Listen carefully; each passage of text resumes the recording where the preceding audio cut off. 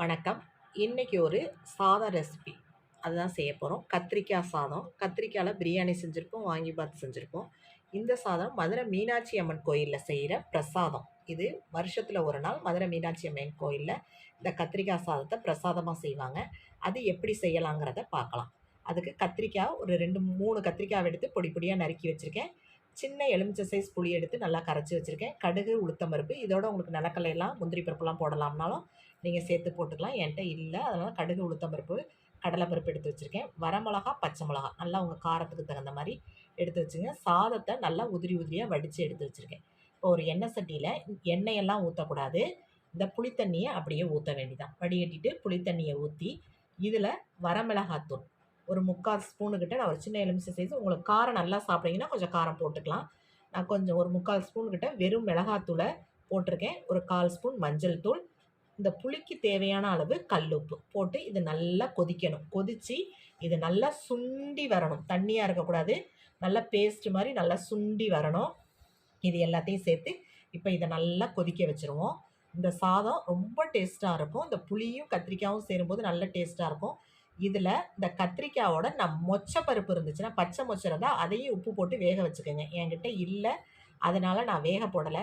பச்சை மொச்சையும் இந்த கத்திரிக்காயும் சேர்த்து அந்த சாதத்தோடு சாப்பிடும்போது நல்ல டேஸ்ட்டாக இருக்கும். அந்த கோயில் பிரசாதத்தில் பச்சை மொச்சை போடுவாங்க. என்கிட்ட இல்லை, நான் போடலை. பச்சை மொச்சையும் இருந்துச்சுன்னா உப்பு போட்டு வேக வச்சு அதையும் தனியாக வச்சுக்கோங்க. இப்போ இன்னொரு எண்ணெய் சட்டியில் நல்லெண்ணெயில் தான் இந்த சாதம் செய்யணும். புளி சாதம்லாம் செய்கிற மாதிரி நல்லெண்ணெயில் தான் செய்யணும். புளி சாதம் மாதிரியும் இருக்காது, இது சாம்பார் சாதம் மாதிரியும் இருக்காது. இது ஒரு நல்ல டேஸ்ட்டில் நல்லாயிருக்கும். இது வேறு விதமான டேஸ்ட்டாக இருக்கும். நல்லெண்ணெய் ஊற்றி அதில் கடுகு, கடலைப்பருப்பு, உளுத்தம்பருப்பு எல்லாம் போட்டு கடுகு நல்லா பொரிஞ்சோணும். உளுத்தம்பருப்பும் கடலைப்பருப்பும் நல்லா செவந்து வரணும். கருக விட்டுறக்கூடாது. நல்லா செவந்து வந்தோடனே வரமிளகா, பச்சை மிளகா உங்கள் காரத்துக்கு தகுந்த மாதிரி வரமிளகாவை நல்லா கிள்ளி போட்டுக்குங்க. பச்சை மிளகாவை நல்லா கீறி போட்டுக்குங்க. போட்டு இதில் நல்லா வதக்கி விடுங்க. வரமிளகா நல்லா செவந்து வரணும். பச்சை மிளகாவும் நல்லா வதங்கணும். வதங்கினோடனே இதில் பெருங்காயத்தூள் போட்டுக்கோங்க. உங்கள்கிட்ட கட்டி பெருங்காயம் தான் இருக்குன்னா அந்த புளித்தண்ணி கொதிக்கிறதுலையே வறுத்துட்டு கட்டி பெருங்காயத்தை போட்டிங்கன்னா கரைஞ்சி வந்துடும். என்கிட்ட பெருங்காயத்தூள் இருக்கிறதுனால இதில் தாளிச்சிட்டேன். பெருங்காயத்தூள் போட்டு தாளிச்சிட்டு இப்போ ஸ்டவ் ஆஃப் பண்ணி இந்த தாளித்ததை தனியாக எடுத்து வச்சிடணும். இப்போ புளித்தண்ணியில் அதை சேர்க்கக்கூடாது. லாஸ்ட்டாக நல்லா சுண்டி வந்தோன்னே சேர்த்தோம்னா தான் பருப்பெல்லாம் மொறுமொறுன்னு நல்லாயிருக்கும். அதை அப்படியே சுண்டிக்கிட்டு இருக்கணும். தாளித்ததை எடுத்து வச்சுட்டு இன்னும் கொஞ்சம் நல்லெண்ணெய் ஊற்றி இந்த நறுக்கி வச்சுருக்க கத்திரிக்காய் எல்லாத்தையும் போட்டு அந்த கத்திரிக்காவுக்கு தேவையான அளவு ஒரு 1/4 டீஸ்பூன் கிட்ட சால்ட்டை போட்டுட்டு நல்லா வதங்கணும். கத்திரிக்காய் அந்த எண்ணெயிலேயே தான் வதங்கணும். நல்லா வதக்கி விடுங்க. கத்திரிக்காய் நல்லா சாஃப்டாக வெந்து வரணும். வெந்து வர்ற அளவுக்கு இது நல்லா வதங்கணும். நல்லா அப்படியே வதக்கி விடுங்க. சிம்லையே வச்சு நல்லா வதக்கி விட்டிங்கன்னா உப்பு போட்டு வதக்கும் போது நல்லா வெந்து வந்துடும். நல்லா சாஃப்டாகவும் ஆயிரும் கத்திரிக்காய். நல்லா இந்த கத்திரிக்காவை நல்லா வதக்கி தனியாக இதையும் தனியாக இப்போ எடுத்து வச்சுக்கணும். கத்திரிக்காய் வேகாமல் போட்டுறக்கூடாது, வேகணும். இப்படி நீங்கள் வதக்கி விட்டிங்கனாலே கத்திரிக்காய் சீக்கிரம் வெந்துடும். அதனால் இந்த கத்திரிக்காவை வேக வச்சு இதை தனியாக எடுத்து வச்சுக்கணும். இதையும் புளி தண்ணியில் இப்போ சேர்க்கக்கூடாது. எல்லாத்தையும் தனித்தனியாக மொச்சப்பருப்பையும் இருந்துச்சுன்னா உங்கள்கிட்ட மொச்சப்பருப்பை தனியாக வேக வச்சு எடுத்து வச்சுக்கோங்க. இது மாதிரி கத்திரிக்காவை நல்லா வெந்துருச்சு. இப்போ தொட்டு பார்த்தீங்கன்னா கத்திரிக்காய் நல்லா சாஃப்டாக வெந்திருக்கும். கத்திரிக்காவை எடுத்து தனியாக வச்சுக்குவோம்.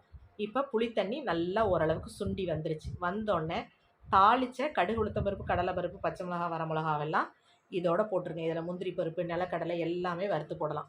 போட்டு இது எல்லாம் நல்லா சேர்ந்து சுண்டி வரணும். கத்திரிக்காய் நல்லா வெந்து வந்துருச்சு பாருங்கள். கத்திரிக்காய் நல்லா வெந்து வந்தோடனே இதில் கொஞ்சம் தண்ணி விட்டுருந்தாலும் விட்டுருக்கும். ஏன்னா உப்பு போட்டு வதக்கியிருக்கோம். அந்த தண்ணியெல்லாம் இல்லாமல் கத்திரிக்காவை வடித்து எடுத்து வச்சுக்கணும். எண்ணெய் இருந்துச்சுன்னா கூட ஊற்றிக்கலாம். எண்ணெயும் தண்ணியும் சேர்ந்து இருந்துச்சுன்னா அதை தனியாக வடித்து வச்சுட்டு வெறும் கத்திரிக்காவை மட்டும் எடுத்துக்கோங்க. இப்போ இந்த சாதத்தில் நல்லெண்ணெய் ஊற்றி பச்சை கருவேப்பிலையை உருவி போடுங்க. அந்த புளித்தண்ணி கொதிக்கிறதுலையும் நல்லா பச்சை கருவேப்பிலை உருவி போடுங்க. நல்லா வாசமாக இருக்கும். கருவேப்பிலையும் நல்லெண்ணையும் ஊற்றி சாதத்தை நல்லா பொல பொலன்னு கிளறி வச்சுட்டு இப்போ நான் 1 டம்ளர் அரிசிக்கு தான் இந்த புளிக்காய்ச்சல் அளவு போட்டிருக்கேன். இந்த புளித்தண்ணியை நல்லா பேஸ்ட்டை இந்த சாதத்தோடு போட்டு நல்லா கிளறி விடணும். இப்போ இதை போட்ட உடனே பச்சை மொச்சை இருந்துச்சுன்னா அதையும் வேக வச்சதையும் போட்டுக்குங்க. இந்த கத்திரிக்காய் வெந்ததையும் இதோட போட்டு நல்லா சாதத்தை எல்லாம் ஒன்று சேர்ந்து கத்திரிக்காய் அந்த புளி பேஸ்ட்டு எல்லாம் ஒன்று சேர்ந்து வர்ற அளவுக்கு நல்லா கலந்து எடுத்து வச்சுட்டு மேலே கொஞ்சமாக பச்சை கருவேப்பிலையை தூவிக்கிங்க. பச்சை கருவேப்பிலை தூவும்போது நல்ல டேஸ்ட்டாக வாசமாக இருக்கும். இந்த கத்திரிக்காய் சாதம் மதுரை மீனாட்சி அம்மன் கோயிலில் வருஷத்தில் ஒரு நாள் பிரசாதமாக செய்வாங்க. இது ரொம்ப டேஸ்ட்டாக இருக்கும். வெளியில் எங்கே வேணாலும் நம்ம எடுத்துகிட்டு போகலாம். ஏன்னா கத்திரிக்காயோட புளி சேர்ந்துருக்கிறதுனால சாதம் வீணாகவே போகாது. லஞ்ச் பாக்ஸுக்கும் செஞ்சு கொடுத்து விடலாம். ரொம்ப டேஸ்ட்டாக இருக்கும். இந்த சாதத்தை கண்டிப்பாக ஒரு வாட்டி செஞ்சு பாருங்கள். இதோட வத்தலோ வடகம், துவையல் எது வேணாலும் வச்சு சாப்பிட்லாம். இந்த சாதம் ரெசிபி உங்களுக்கு பிடிச்சிருந்துச்சுன்னா லைக் பண்ணுங்கள். தேங்க்யூ.